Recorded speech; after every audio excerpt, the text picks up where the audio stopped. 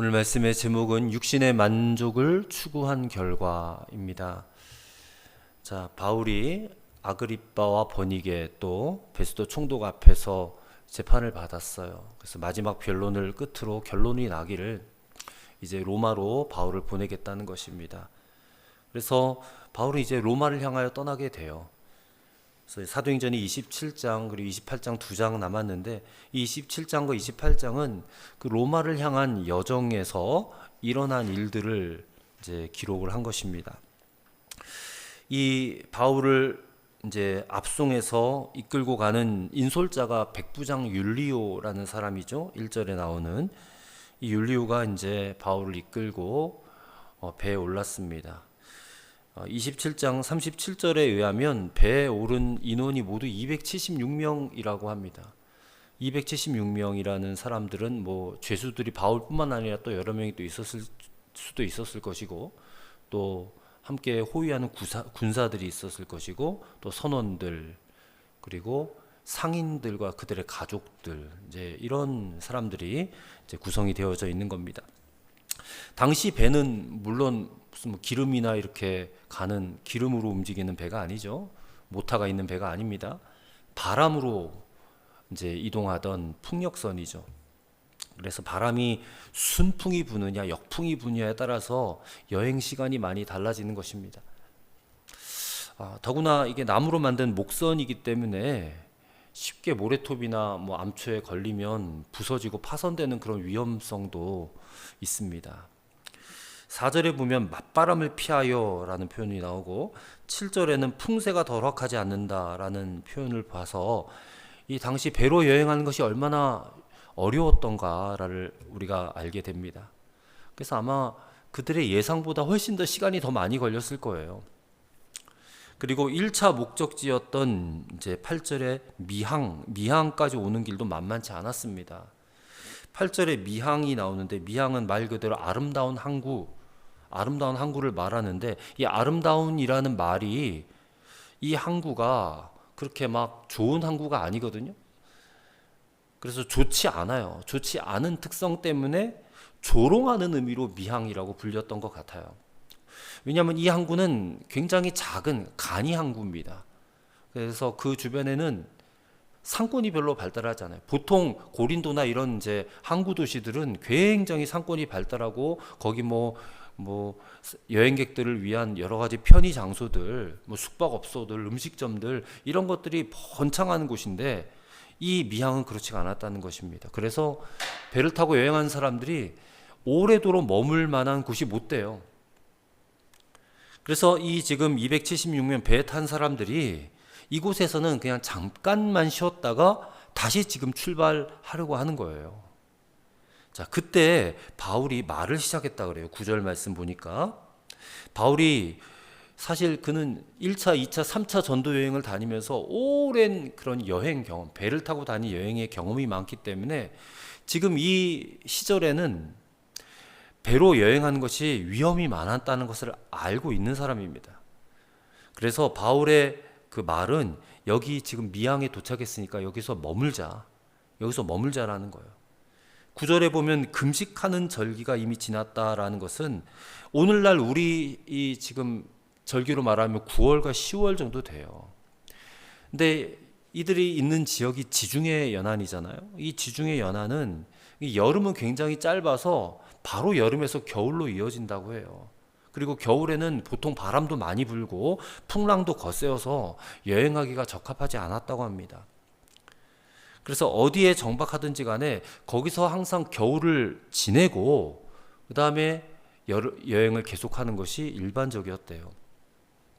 근데 지금 이 바울을 위시한 배에 탄 사람들이 겨울을 어디서 보낼 것인가? 여기 미항에서 보낼 것인가? 아니면 여기서 50km 더 떨어진 베닉스라는 곳에서 보낼 것인가 가지고 갑론을박 의견이 나눈 겁니다. 사실 갑론을박도 아니죠. 바울 한 사람만 여기 머물자고 그러고 다른 사람들은 다 거기 가자고 그러는 거예요. 그런데 상식적으로 이 여행을 더 한다는 것은 대단히 위험한, 이건 뱃사람들이 너무나 잘 아는 그런 상식이라는 겁니다.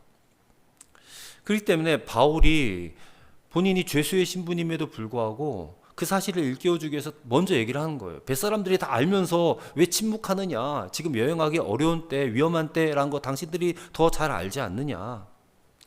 그러면서 다시 10절에 이렇게 말해요. 말하되 여러분이여 내가 보니 이번 항해가 화물과 배만 아니라 우리 생명에도 타격과 많은 손해를 끼치리라.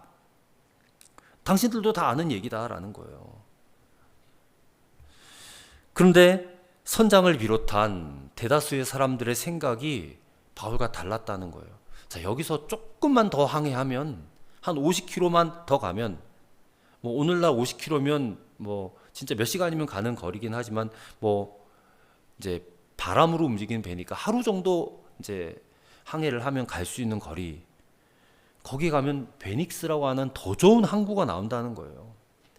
미항은 시설도 열악하고 형편도 여기 선원들의 마음을 흡족시켜 주는 그런 항구가 되지 못하지만 베닉스라는 항구는 거기 가면 좀 더 겨울을 즐겁게 보낼 수도 있고 재미있게 보낼 수도 있다.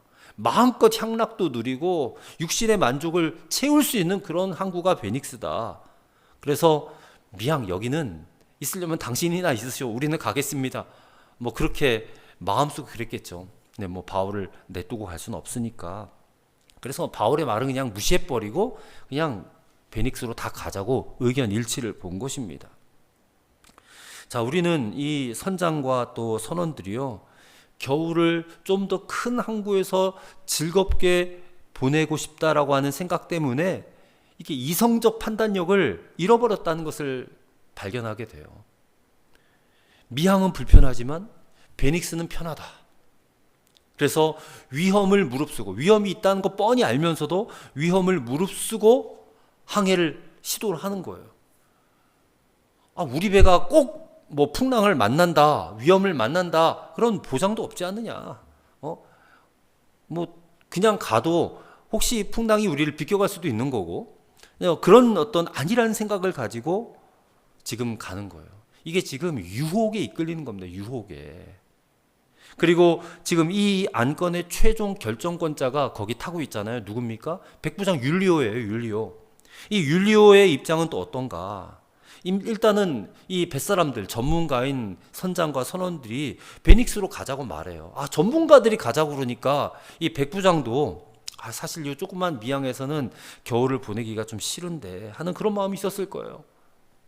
그래서 율리오도 선장과 선원들의 편을 드는 거예요. 11절 백부장이 선장과 선주의 말을 바울의 말보다 더 믿더라. 이게 패착이라는 거예요. 이게 패착. 우리는 이 대목에서 오늘 우리들도 이런 함정에 자주 빠져요. 그것을 발견하게 됩니다. 왜냐하면 사람들에게 있어서 베닉스라고 하는 것은 유혹이거든요. 육신의 만족을 추구하는 유혹. 좀 더 편안하고 좀 더 안락하고 즐겁고 그런 인간의 만족을 줄 수 있는 그런 좋은 항구 도시가 베닉스예요. 이 베닉스 때문에 지금 이들은 모험을 하는 겁니다. 276명의 생명을 걸고 도박을 하고 있는 거예요. 그리고 단 한 사람, 사도 바울은 여기서 미항에서 머물러야지 더 배를 타고 떠나면 위험하다라고 말을 하니까 저 사람은 아직 일어나지도 않은 일을 그냥 끌어당겨서 염려하고 있네 하면서 아주 그냥 고루한 원칙론자 정도로 그냥 치부하는 거예요. 그래서 많은 우리 일상 세상살이가 그렇지 않습니까? 대세에 편승한다. 많은 사람들이 가는 곳에 나도 그냥 몸을 얹고 따라가야지. 대다수의 사람들은 그쪽으로 가는데 몇 사람은 그쪽이 아니다, 이쪽이다라고 말하면 그쪽은 쳐다보지도 않는단 말이에요. 그래서 그리스도인들조차도 때로는 그래, 나도 생각해 보니까 미항보다는 베닉스가 더 좋지. 그런 마음을 가질 수밖에 없다는 거예요. 그런 마음을 더 이제 갖고 싶은 유혹이 수도 없이 느껴요. 그리스도인들도 눈에 보이는 유혹이잖아요. 눈에 보이는 안락함인데 그걸 어떻게 포기할 수 있겠습니까? 근데 그것을 포기할 수 있는 능력이 너무나 절실한 시대를 우리가 살고 있다는 거예요. 예수님이 얼마나 간절하면 넓은 길은 많은 사람이 가지만 그 길은 멸망의 길이다. 그 길은 죽음의 길이다. 근데 우리 생각에는 아니 많은 사람 대다수의 사람이 그 길로 가는데 나만 이 길로 갔다 나만 손해보면 어떡하라고. 그러니까 나도 대세에 편승해서 저 많은 사람들이 가는 곳에 가야지 나도 안전하겠지. 아니다. 주님은 그 길은 많은 사람이 가지만 멸망의 길, 죽음의 길, 사망의 길이다. 좁은 길로 가야 돼. 좁은 길, 그 길은 좁고 비록 협착하다 할지라도 그 길이 생명의 길이야. 우리는 주님의 말씀을 정말 믿는다면 다수가 간다고 해서 그 길을 쫓아가면 안 된다는 거예요. 하지만 어쩔 수 없잖아요. 바울은 죄수의 신분이니까 결국 그냥 자기는 원치 않았지만 그냥 배가 가는 대로 자기도 갈 수밖에 없는 거예요. 미항을 떠나서 베닉스로 떠나가기 시작했습니다. 12절 13절 보세요. 그 항구가 겨울을 지내기에 불편하므로 거기서 떠나 아무쪼록 베닉스에 가서 겨울을 지내자 하는 자가 더 많으니 베닉스는 그레데 항구라 한쪽은 서남 한쪽은 서북을 향하였더라. 13절입니다. 남풍이 순하게 불매. 자, 이게 또 기가 막히는 표현이죠. 남풍이 순하게 부니까 봐라 지금 베닉스로 가는데 뭔 풍랑이 있고 뭐가 그렇게 걱정과 염려가 많아가지고 그러니 하면서 아마 바울을 비꼬지 않았겠어요? 남풍이 순하게 부니까. 우리가 요나서에 보면 요나가 하나님이 너 니느웨에 가서 저 백성들에게 심판이 온다라고 빨리 전해라 하니까 니느웨 가기 싫어가지고 어디로 도망쳐요? 다시스로 도망쳐요. 근데 다시스로 도망치려고 배를 타려고 하니까 마침 다시스로 가는 배가 딱 있는 거예요. 이야, 이게 참 기가 막힌 우연의 일치인지 해가지고 내가 다시스로 가는 게 하나님의 뜻인가 보다. 그래서 타고 가다가 풍랑 만나잖아요, 요나도. 근데 오늘 이 사람들도 마찬가지. 남풍이 순하게 보니까 거 봐라, 무슨 광풍이 분다고 하면서 의기양양하게 지금 그쪽을 향하여 가고 있는 겁니다. 13절 보세요. 남풍이 순하게 불매 그들이 뜻을 이룬 줄 알고 닻을 감아 그레데 해변을 끼고 항해하더니 14절 얼마 안 돼요. 하루도 안 지났을 거예요. 얼마 안 돼요. 섬 가운데로부터 유라굴로라는 광풍이 크게 일어났다 그래요. 유라굴로. 자, 유라굴로는 동풍을 뜻하는 유로스라고 하는 헬라어와 북풍을 가리키는 라틴어 아킬로라는 단어의 합성어예요. 그래서 유로스 아킬로를 붙여서 유라굴로. 이 우리나라 성경 번역자 옛날 우리 할아버지들이 이렇게 번역을 하는 유로스 아킬로를 붙였는데 유라굴로가 된 거예요. 유라굴로. 을에 이때쯤 9월 10월쯤에 불어오는 바람이에요. 이 바람이요 지형의 영향으로 생기는 바람인데 이 남풍이 불어오다가요 그레데 섬, 아주 큰 섬이에요. 큰 섬 한가운데 마치 뭐 한라산처럼 이렇게 큰 이제 산이 있어요. 그런 산에 이게 바람이 부딪혀가지고 반대쪽 바람이 또 부딪혀서 생긴 태풍에 휩싸이는 거예요. 그래서 강력한 동북풍이 되는 거예요. 이게 동북풍이라는 뜻이거든요. 유라굴로가. 그래서 이 바람을 만나면 배가 어떻게 되겠습니까? 이 방향을 조절할 수 없는 상태가 되겠죠. 그리고 속수무책으로 자기들이 가고자 하는 방향이 아니라 반대 방향으로 그냥 가게 되는 거예요. 가다가 모래톱이나 암초에 부딪혀서 파손하게 되는 거예요. 그런 일들이 비일비재했어요. 그때 당시에. 그래서 바울이 그것을 다 알고 있으니까 만류를 하는 겁니다. 하지만 바울은 소수의견이에요. 그냥 무시되고 이제 그들은 폭풍의 바다 한가운데 던져지고 말게 된 것입니다. 자, 선장과 선원들이요 자신들이 할 수 있는 모든 노력으로 배의 방향을 잡아보려고 합니다. 하지만 그 폭풍을 당할 재간이 없어요. 그래서 방향 조정하는 것 포기하고 암초에나 걸리지 말자. 그렇게 조치해요. 이게 그들의 첫 번째 어려움입니다. 그러다가 16절에 보니까 가우다라고 하는 작은 섬에까지 와요. 그래서 간신히 거루를 잡았다 그랬죠. 거기서 이 거루는 그 거룻배라고 합니다. 우리가 요즘에도 큰 배 보면 이렇게 작은 보트 같은 것들을 이렇게 쭉 매달고 다니잖아요. 이 거루라는 게 그거예요. 만약에 이 배가 폭풍을 만나서 배가 부서지게 된다면 그 작은 배를 타고 탈출하라고. 그 거루를 지금 갑판 위로 끌어올리는 겁니다. 끌어올렸어요. 이 거루가 보통은 이렇게 고물에 매달려서 가고 있지만 이 암초에 만나서 파손하게 되면요, 이게 거루가 굉장히 큰 위험을 가져오게 하는 것이 된다요. 그래서 거루를 끌어올렸다라는 것입니다. 그리고 선체를 둘러 감았다 그래서 17절에 보니까 이거는 조금이라도 배 파손을 막아보자 하는 그런 노력이었을 거예요. 그리고 스르디스에 걸릴까 두려워해요. 이 스르디스가 바로 모래톱이에요. 모래톱. 이 모래톱이라는 게 뭐냐면 이 바람으로 인해서 바닷속에 생긴 모래산을 말해요. 바닷속에 모래가 이렇게 산처럼 우뚝 솟아오는, 암초는 아니지만 이 모래톱도 거기에 배가 부딪히게 되면요 그냥 파손되는 거예요. 그래서 그들이요 연장을 내렸대죠. 연장을 내리고 그냥 쫓겨갔다는데, 연장을 내렸다라는 것은 닻을 내렸다는 거예요. 닷. 큰 무쇠 덩어리 닷 있잖아요. 그 닻을 내려서 배가 더 이상 떠밀려 가지 않도록 했다는 거예요. 그만큼 모래톱에 걸리는 것이 두려웠다는 말이에요. 하지만 상황은 조금도 진정되지 않았습니다. 18절입니다. 우리가 풍랑으로 심히 애쓰다가 이튿날 사공들이 짐을 바다에 풀어버렸대요. 짐을 바다에 버리기 시작했어요. 배를 좀 더 가볍게 하기 위해서 그래요. 자, 이 배는 화물선이에요. 수많은 화물을 싣고 가는 배예요. 근데 그것을 지금 다 버리는 겁니다. 상인들의 상품이고 여행에 필요하다고 준비했던 뭐 여러 가지 옷가지들과 짐들, 이런 것들이요 그냥 이 생명이 경각에 달리니까 다 바다에 던져버리는 거예요. 요나서에서도 볼 수 있는 장면이잖아요. 요나가 탄 배가 풍랑을 맞으니까 선원들이 짐부터 버리잖아요, 바다에다가.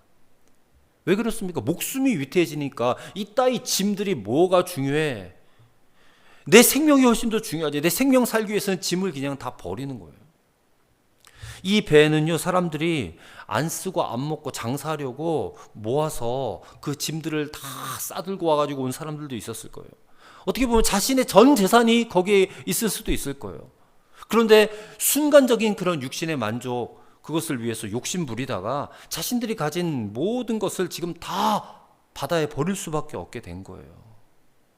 그래서요 위급할 때, 위기가 닥쳤을 때에, 인생의 풍랑이 불어올 때 가장 먼저 버려야 되는 것이 바로 땅의 창고에 쌓아둔 물건들이라는 거예요. 내 땅의 창고에 쌓아둔 물건들. 그래서 예수님이 마태복음 6장 19절에서 이런 말씀하지 않습니까? 너희를 위하여 보물을 땅에 쌓아두지 말라 하잖아요. 거기는 좀과 동록이 해하며 도둑이 구멍을 뚫고 도둑질한다 그랬어요. 그래서 예수님은 너희 보물을 하늘에 쌓아두라고 그러잖아요. 땅에 쌓아두지 마. 하늘에 쌓아두라. 거기는 좀과 동록이 해하지 못하고 도둑이 구멍을 뚫지도 못하고 도둑질도 못한다. 내 보물 있는 곳에 내 마음도 있다. 그런 말씀을 하셨어요. 우리 인생에 필요한 것들이 분명 있어요. 돈도 그렇고 여러 가지 뭐 물건들도 있어요. 하지만 인생의 유라굴로 광풍이 불어오면요 다 버릴 수밖에 없다는 거예요. 다 버려야 된다. 당장이 눈앞에 많은 물건과 돈을 쌓아두고 있으면, 그거 쳐다보고 있으면 내게 안정감을 주는 것 같고 포만감을 주는 것 같고, 또 그거 쌓아놓은 거 가지고 사람들이 막 부러워할 수도 있겠어요. 하지만 그런 것들이 절대로 영원한 것이 아니다라는 것을 말씀하는 겁니다. 그래서 성경은 우리에게 누누이 강조해요. 우리 인생이 이와 같이 땅의 것들로 부지런히 채우려는 그런 목적으로 살면 안 된다. 그건 우리 인생의 목적이 아니다. 그것을 분명히 말해주는 거예요. 인생에 광풍 불어오면 다 버릴 것들이다. 다 놓고 떠나야 될 것들이다 라는 거예요. 계속해서 보십시오. 그렇게 짐들을 다 버렸지만 풍랑은 진정되질 않고 계속 또 위험이 지속이 되고 있는 거예요. 그러면서 사흘이 지나는 거예요. 사흘이. 이제는 뭐 땅의 창고에 쌓기 위한 물건이 아니라 살기 위하여 필요한 기본적인 것들까지도 포기를 해야 됩니다. 바로 배의 기구들도 버려요. 배의 기구들. 19절에 보니까 사흘째 되는 날에 배의 기구를 그들의 손으로 내버리냐. 이 배의 기구들은 이 배가 정상적으로 움직이게 하기 위해서 필요한 모든 물건들이에요. 무슨 뭐 배 돛도 있고 닷도 있고 뭐 여러 가지 뭐 이렇게 둘둘 감는 것들도 있고, 이런 것들도 다 그냥 내던져 버리는 거예요. 아니 내가 죽으면 그 기구들이 무슨 소용이 있겠습니까? 다 버리는 거예요. 생명보다 더 중요한 것이 없기 때문에. 자, 이들이 왜 이런 일을 만나게 됐습니까? 바울의 말을 안 들었기 때문에 그래요. 미항에서 머물러야 됩니다. 더 가면 죽습니다. 이 경고를 무시했기 때문에 그래요. 그들이 왜 무시했습니까? 미항은 싫다는 거예요. 베닉성이 더 좋다는 거예요. 베닉성에 가야지 내가 거기서 좀 더 즐겁게 행복하게 편하게 육신의 만족을 누리면서 살 수 있다, 보낼 수 있다. 근데 고작 그 육신의 만족을 추구한 결과가 지금 생명을 잃어버리게 생겼다니까요. 근데 이 모든 위험을 감수할 수 있을 정도로 베닉스 항이 매력이 있다는 거예요. 그만큼 육신의 만족은요, 육신을 추구하는 이 마음은요, 어마어마한 능력이 있는 거예요. 내 생명을 걸 수 있을 정도에까지 그만한 능력이 있는 거예요. 근데 이 결정으로 인해서 그들이 가진 모든 것 다 잃어버리잖아요. 지금 죽음 앞에 놓여져 있잖아요. 그래서 20절 말씀, 여러 날 동안 해도 별도 보이지 아니하고 큰 풍랑이 그대로 있음에 구원의 여망마저 없어졌더라. 이제는 다 죽었다. 이제 살 수 있다라는 희망과 가능성까지 그들은 다 잃어버렸다는 거예요. 그냥 죽음의 자신들을 내맡기는 무방비 상태가 되고 만 것입니다. 그래서 누가가 이런 상태를 일컬어서 구원의 여망마저 없어졌다, 이렇게 기록을 하고 있어요. 자, 이게 육신의 만족을 추구한 결과예요. 좀 더 안락한 곳에서, 좀 더 편안하게 그냥 즐기면서 겨울을 보내려고 했던 그들은 유라굴로를 만나자 가장 먼저 방향부터 잃었어요. 방향을 잃어보니까 그냥 바람에 떠밀려서 갈 수밖에 없잖아요. 그 다음에 그들에게 가장 소중한 짐들, 거기엔 돈이 있고 재산이 있어요. 이것들 다 버려야 했어요. 세 번째로는 배의 기구들마저 버려야 했어요. 무슨 말입니까? 육신의 만족을 추구한 결과가 이토록 참담하다라는 거예요. 참담하다. 그래서 우리는 오늘 이 말씀을 읽으면서 반드시 깨달아야 됩니다. 육신의 만족의 결론은 모든 것을 잃어버리고 망할 수밖에 없다. 이게 결론이에요. 모든 것을 잃어버리고 망한다. 그리고 우리 인생에도 유라굴로 광풍이 불어온다는 거예요. 저와 여러분의 삶 가운데도 광풍이 불어와요. 그때 우리는요, 우리가 할 수 있는, 인간적으로 할 수 있는 모든 노력을 해도 이게 통제가 불가능해요. 막 사납게 뛰노는 유라굴라 광풍 앞에서 우리는 아무것도 할 수 없는 연약한 존재들이에요. 근데 그때 사람들은 자신들이 영원할 것으로 생각하고 그렇게 애써 모으고 해두었던 모든 것들을 다 잃어버리고 그냥 자기 손으로 버릴 수밖에 없는 그런 상황에 놓일 수밖에 없다는 것. 우리도 마찬가지라는 겁니다. 우리가 짧은 인생을 살면서 너무 큰 욕심, 너무 큰 탐욕 부리다가 이렇게 큰 어려움을 자초하지 말자는 거예요. 하나님 믿는 백성들은 이렇게 살지 말아야 합니다. 우리는 우리 육신의 만족을 포기할 줄 알아야 돼요. 내 육신의 만족보다 하나님의 만족을 위해서 살아야지. 하나님 믿는 백성인데 나를 창조하시고 나를 구원하신 그분을 위한 삶을 살아야지. 왜 자꾸 내 만족을 위한 삶을 사느냐? 내 육신을 채우기 위한 일들을 위해서 살아가느냐? 성경은 누누이 우리에게 그렇게 말씀하고 있는 거예요. 구원받은 백성이지 않느냐? 하나님께 속한 백성이지 않느냐? 그러니 더 이상 너 자신을 위해서 살지 마. 이제는 나를 위해서 좀 살아. 내 만족을 위해서 좀 살아. 주님은 우리에게 그것을 가르쳐 주는 것입니다. 그래서 주님이 말씀하셨잖아요. 너희는 먼저 그의 나라와 그의 의를 구하라. 그게 하나님을 만족시키기 위해서 살라는 얘기 아닙니까? 하나님의 뜻을 이루는 삶을 살라는 거 아니에요? 그것을 위해서 살겠다고 굳게 다짐해야 돼요.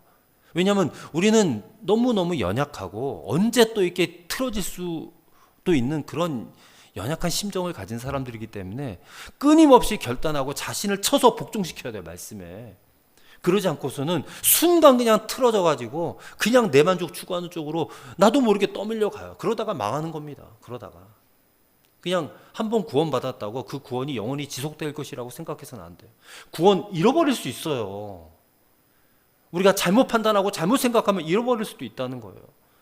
그러니 항상 생각하고 항상 깨달아서 하나님을 위해서 살아야지. 하나님의 만족을 위해서, 하나님의 기쁨을 위해서 내가 살아야지. 내가 그것을 위해서 오늘 내가 무엇을 할 것인지를 선택할 수 있어야 된다라는 것을 우리가 깨닫게 되기를 바랍니다. 그렇게 살다가 나중에 주님 앞에 서는 거예요. 그게 예수님은 좁은 문 좁은 길이라고 말씀하신 것이고. 우리 함께 합심해서 기도하겠습니다. 지금 우리가 살아올 인생이, 또 앞으로 살아갈 인생이 우리 마음대로 통제되지 않아요. 유라굴로 광풍에 우리가 휘말려 있는 거예요. 내 의지와 상관없이 내가 어디를 가야 될지도 모르겠고 내 의지는 이게 아닌데 뭔가 이게 할 수 없는 어떤 그런 것들에 지금 이끌려가고 있다면 나는 지금 방향을 잃고 그냥 흘러 떠내려가고 있는 중이라는 거예요. 근데 그 이유가 바로 육신의 만족을 추구한 결과가 아니었는가?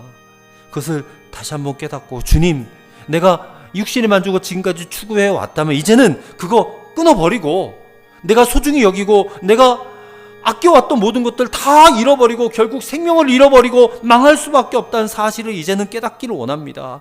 정신을 차리게 해 주옵소서. 이 땅의 것들을 쌓느라고 정작 중요한 하나님 나라는 무시하고 그냥 잃어버리고 살아가지 않도록 다시 한번 내 마음과 내 정신이, 내 영혼이 오직 하나님과 하나님의 만족을 위하여 살아가는 삶이 되게 해달라고 우리 함께 합심해서 통성으로 기도하도록 하겠습니다.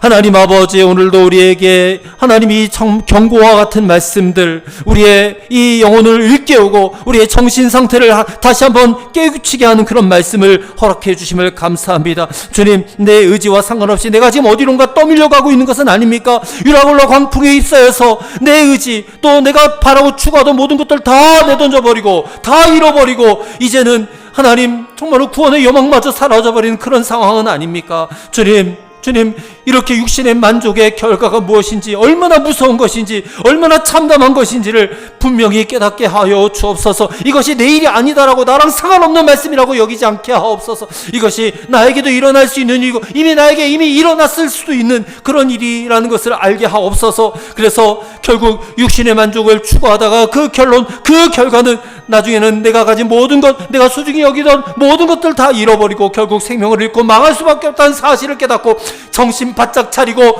회개하고 하나님의 만족을 위해서 하나님 나라와 하나님의 의를 먼저 구하는 삶을 다시금 살아갈 수 있도록 주여 우리를 붙들어 주옵소서. 예수님이 말씀하신 대로 좁은 문, 좁은 길을 걸어갈 수 있기를 원합니다. 다수가 가는 넓은 문, 넓은 길로 우리가 가는 것을 끊어버리게 하시고, 예수님 말씀하신 좁은 문, 좁은 길로 끝까지 이 어렵고 험난한 길, 광야 같은 길이지만 주님 의지하면서 주님 바라보면서 끝까지 걸어갈 때에 주님 그 마지막에 우리에게 칭찬하시고 잘 견뎌냈다고 우리를 칭찬하시고 축복하여 주실 줄로 믿습니다. 하나님 아버지, 사도 바울의 이 로마의 여정조차 순탄치 않았음을 우리가 보게 되었습니다. 바울과 같은 배를 타고 가던 대부분의 사람들, 그들은 육신의 만족을 추구하다가 어리석은 결정을 하였고 그 결과로 유라굴로 광풍을 만나서 그들이 가진 모든 것 다 잃어버리고 다 던져버리고 이제는 구원의 여망마저 사라져버린 것을 우리가 보게 되었습니다. 주님, 그들의 어리석은 모습이 오늘 우리의 모습이 되지 않게 하여 주옵소서. 이 땅의 것들 바라보고 이 땅의 만족, 육신의 만족 추구하다가 그것들에 유혹받아가 정신 못 차리는 자 되지 않게 하여 주시옵소서. 주님, 우리는 비록 이 땅에 살지만 우리는 하나님 나라를 바라보고 하나님 나라의 소망을 두고 살아가야만 하는 사람들인 것을 깨닫게 하옵소서. 그래서 예수님 말씀처럼 땅의 창고에 보물을 쌓아두는 것이 아니라 하늘 창고에 우리의 보물을 쌓아두는 지혜로운 자들 되게 하여 주시옵소서. 하나님 나라를 위해 살게 하여 주옵소서. 하나님을 만족시키는, 하나님을 기쁘시게 해드리는 삶을 살 수 있도록 우리의 마음을 이끌어 주옵소서. 주님께 순종하기 원합니다. 내 육신을 쳐서, 내 마음을 쳐서 주님의 말씀에 온전히 복종케 하옵소서. 예수님의 이름으로 기도드리옵나이다. 아멘.